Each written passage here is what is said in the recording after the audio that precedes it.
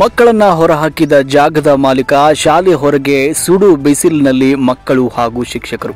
ಹೌದು, ಧಾರವಾಡ ಜಿಲ್ಲೆಯ ಕಲಘಟಗಿ ತಾಲೂಕಿನ ಕಲಕುಂಡಿ ಗ್ರಾಮದಲ್ಲಿ ಸರ್ಕಾರಿ ಕಿರಿಯ ಪ್ರಾಥಮಿಕ ಶಾಲೆಯ ಮಕ್ಕಳನ್ನ ಶಾಲೆಯ ಜಾಗದ ಮಾಲೀಕ ಮಕ್ಕಳನ್ನ ಶಾಲೆಯಿಂದ ಆಚೆ ಹಾಕಿರುವ ಘಟನೆ ನಡೆದಿದೆ. ಮಕ್ಕಳು ಉರಿ ಬಿಸಿಲಿನಲ್ಲಿ ಗೇಟ್ ಆಚೆ ಕುಳಿತಿದ್ದು, ಶಿಕ್ಷಕರು ಕೂಡ ಅವರ ಜೊತೆ ಕುಳಿತು ಪಾಠ ಮಾಡುವ ಪ್ರಸಂಗ ಕೂಡ ಎದುರಾಗಿದೆ. ಜಾಗದ ಮಾಲೀಕ ಕೃಷ್ಣಪ್ಪ ತಾಂಬೆ ಎನ್ನುವವರು ತಂದೆ ಜಾಗವನ್ನ ಶಾಲೆಗೆ ದಾನವಾಗಿ ನೀಡಿದ್ರು ಎನ್ನಲಾಗ್ತಾ ಇದ್ದು, ಆದರೆ ಅವರ ಮಗ ಈಗ ಜಾಗ ನಮ್ಮದು ಅಂತ ತಕರಾರು ಮಾಡಿದ್ದಾರೆ. ಇದರ ಬಗ್ಗೆ ಈಗಾಗಲೇ ಹಲವಾರು ಬಾರಿ ಸಮಸ್ಯೆ ಆಗಿದ್ದು, ಇಲ್ಲಿ ಅಧಿಕಾರಿಗಳು ಮಾತ್ರ ತಮಗೆ ಸಂಬಂಧ ಇಲ್ಲದ ಹಾಗೆ ಕೂತಿದ್ದಾರೆ.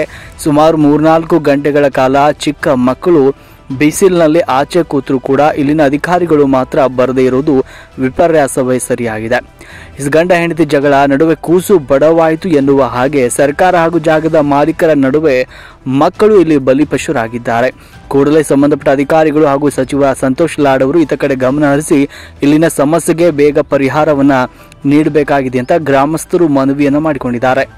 ವರದಿ ಪ್ರಕಾಶ್ ಧೂಪದ್, ಧಾರವಾಡ.